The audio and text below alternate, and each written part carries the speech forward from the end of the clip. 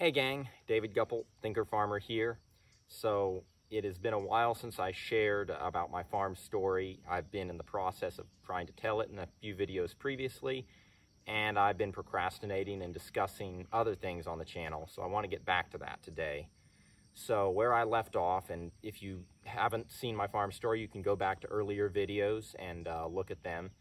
I left off, I was telling my farm story, and I explained that in 2016, I had started my own pastured poultry operation. I had raised a whole bunch of birds in the spring. In the summer, I had gotten a surprise visit from a Louisiana inspector, and they had gone ahead and shut my facility down because it was an open air facility. And I explained in the previous video that I felt like quitting at my farm business venture, but I really, at that point, I decided that if I was going to move forward and improve as an individual, then I was going to have to go ahead and just stick with it for the long haul. And so I went ahead, and the inspector had essentially said, you cannot sell 500 chickens worth of product. You're going to have to eat that yourself. It's because it was raised in the open air, it's contaminated. Even never mind all the chickens I'd already sold to customers that they'd been fine with. These chickens are just unfit to eat or unsafe to eat. She had also told me that I needed to wall off a concrete pad, screen in my kill area so that everything was, quote, safe and unadulterated as she deemed fit. And so that all happened at the end of July 2016. And almost immediately after her visit, I made the decision we're going to go ahead and build a facility. And my mom and dad, my mom especially, encouraged me to go ahead, and because I was working a mechanic job 3 days a week, and because I was also getting ready to raise more chickens, and well, 3 to 4 days a week at the mechanic shop, I had a lot of loose ends. She said, go ahead, it's our back porch, go ahead and have a builder do it. That way it won't take you as long and you can have it done in time. So I wanted to do it myself, but I said, you know what, I'll go ahead and listen to my mom. We'll go ahead and just get a builder to build it. So we got a contractor, and a few days after the contractor said, I'll go ahead and build it for you, we had what Louisianians call the Great Flood of 2016. Baton Rouge, Louisiana got 17 inches of rain in a 24-hour period, and the end result was Ascension Parish, where I was living at and where my facility was at and where I was raising chickens. Most of the parish flooded from all the backwater, and as a result, a lot of people's homes were flooded, some as many as 5 or 6 feet. And all of a sudden, carpenters that had barely enough work to get by were up to their eyeballs in work. I mean, they were just snowed under with work. So the fact that in hindsight, that I made the decision to go ahead and build the facility and got a contractor on it almost immediately meant that it happened. If we had waited a week or two, we might not have gotten the facility built for who knows how long, or I would have had to do it myself, and getting the materials and parts everything we needed to finish it would have been a challenge. But we went ahead and secured a contractor. He got it built in time for us to process chickens at the end of September, and that was the fall was a crazy, aberrant season. We had a lot of rain in August in addition to the flood, and birds performed poorly. I mean, I had birds at 6.5 weeks, 7 weeks. They were only dressing out at 3-4 pounds. And I concluded some of it was just the really wet conditions. I was putting hay out sometimes every day for the chickens, which convinced me that South Louisiana really, because of the heat, but even more so because of the wet conditions and the flat terrain, is a poor place to run a pastured poultry operation. There's just several different climate variables that are hard to overcome. But I went ahead and raised chickens that fall, sold them at the farmer's market, and ended up raising a batch of Red Rangers. So the most common breed that we raise, pastured poultry producers raise, is the Cornish cross. Usually in 6 to 8 weeks, 6 to 7 weeks, you can get a 4 to 5 pound carcass. Sometimes, if you have ideal conditions, at 7.5 weeks, you might have a 6 pound, 6.5 pound carcass.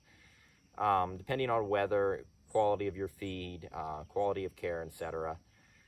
And I went ahead and raised Red Rangers or Freedom Rangers because there were a lot of people that were interested in a chicken that was a little more free range. The bird grew a little slower, and so I wanted to humor customers. I wanted to experiment, and I went ahead and raised a batch. And what I found was that for an extra 2 to 3 weeks of labor and a pretty substantial amount of feed, I forget how much it was per bird, it ended up being, I'm going to say 500 to 1,000 pounds of feed extra for the same number of birds, and most of the birds ended up being a smaller weight than they would have been. I ended up selling them, and I made the mistake to just go ahead and price them the same because I wanted to see what customers would think of them, and most customers never complained, never really said anything about there being a difference in the taste quality. Of course, there was less white meat, more dark meat on the birds. And the thing was, it was too complicated for me to have 2 pricing structures for Freedom Rangers and Cornish Cross broilers at the farmers markets. And when I got to the end of the year, I sat down to kind of to prep and ahead for tax time around Christmas time. I just sat down. I remember my family was going to a Christmas party, and I said, I need to sit down. I know y'all are going to be gone for the evening. I need this time to go ahead and delve into my business and figure out some things about my profit and loss.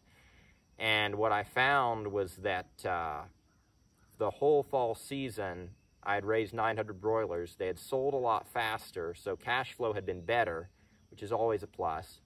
But I had put less feed in each bird and ended up with 3 to 4 pound birds instead of 4 to 5 pound birds. And that extra pound or 2 made the difference of, I mean, if you're selling a bird, generally your customer isn't going to care. They'll buy a bird whether it's 3 pounds or 4.5 pounds. But that £1.5 difference was for me another $5 or $6 per bird. Well, that was where most of my profit was, because the amount of labor, whether it's a 3 pound chicken or a 5 pound chicken, is about the same. It takes the same amount of time to move them, to go to the post office, get them, to process the chicken. Same amount of packaging, labeling, about the same amount of time selling it with a customer. But you're making $5 to $10 less per bird. On top of that, I cut up a bunch of these smaller birds, and if you cut up a chicken that is 3 to 4 pounds, there's so little in terms of white meat, it's very difficult to get a good return on it. There's just so much bone on the bird. So I don't want to get too deep into pastured poultry farming, but needless to say, sitting down at the end of the year, I realized I had hastily made some decisions to raise a new breed of chickens and to process all the birds smaller because I'd had a few customers complain that the chickens were too big. And the end result was I hadn't made any money that fall. I had raised birds that were too small, and and on top of that, I'd spent a whole bunch of money just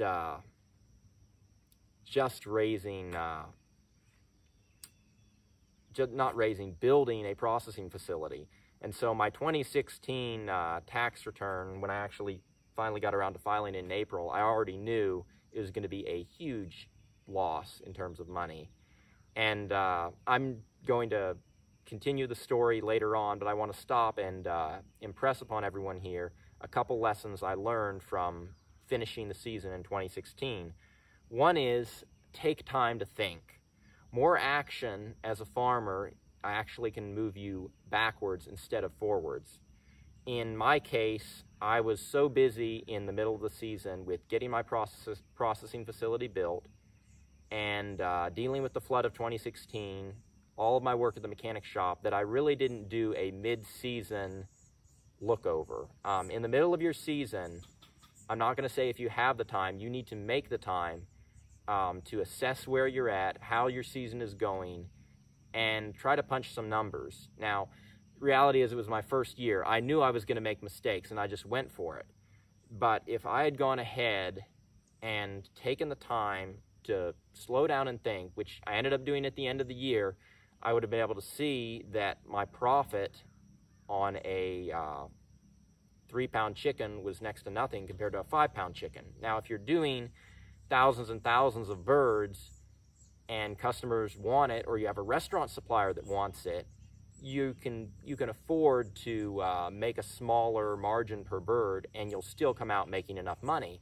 But I was not at that point. I was still raising hundreds of birds, not thousands of birds. And when you're raising hundreds of birds, if you're going to be profitable, you need to go ahead and raise out birds to 4 to 5 pounds and make it where the cut up for the bird, because customers are going to want boneless, skinless breast and thighs. Make it economical. And all of this is to say, I was way too busy in my first year farming, and I had too many things to do. And so the second lesson is, number one, you need to take time to think. But number two, you must say no to things. If you don't say no to things that are going on around you, and I don't care whether it's saying no to a pop-up ad, I don't care whether it's saying no to watching your favorite TV show, I don't care whether it's saying no to going out to eat, maybe sometimes having to tell somebody I don't have time to talk to you for 30 minutes on the phone, or I don't have time to hang out with my buddies this week. Whatever, the way one poet put it is, things which matter most must never be at the mercy of things which matter least. And if farming, which for me is my passion, and it's one of my major life purposes, is to be a farmer, to grow good, healthy food for people, and to leave the land in better condition and leave people healthier, if that is really your passion, you have to subordinate other things to it. You have to put things second. And too many options and too many things going on will create chaos in your life. Less is often more.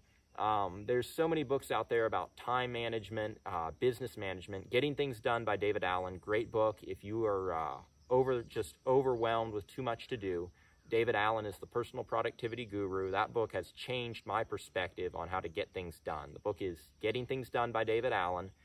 It's, anyway, I put in a plug for the book. No one paid me to do that, but the concept, I wonder how many problems could be solved if you would just say no and focus. And what you have to do in order to say no is know what matters most, know what is of value, know what has the most worth to it. And oftentimes you will find that doing less is more. And there's another book, I've not read it, but I've heard it from Joel Salatin. It's called The Just One Thing. And the book essentially says that you need to be able to reduce the things that you have to do to just one critical thing. And for me as a grass farmer, if there's just one thing I need to do, it's move animals. Nature already knows how to build soil better than I ever could. I just need to come alongside and help her. And there's a lot of, and I hope I don't make anybody mad saying this, but there's a lot of conferences out there and a lot of trade shows. And I will never tell you not to go to grazing schools, conferences, or trade shows. But the balance is, if you spend all your time looking at all the new wonderful products out there and learning all of the information out there, and you don't focus in on the one, you've got to focus in on the one or two things that matter the most for your business. And that's how you're going to succeed. If you're constantly chasing the wind or chasing wasted noise, your business is not going to succeed. Greg Judy's made this point. He says, look, if you want a grazing operation, don't get distracted building a barn. Don't get distracted buying a bunch of sophisticated watering infrastructure or tractors or whatever. You need fence, you need water, and you need livestock and a handling facility. Everything else, even a four-wheeler, as wonderful as a four-wheeler tool can be, everything else is wasted noise. So with that, I'm going to sign off. Blessings for the journey, gang, and we'll be in touch.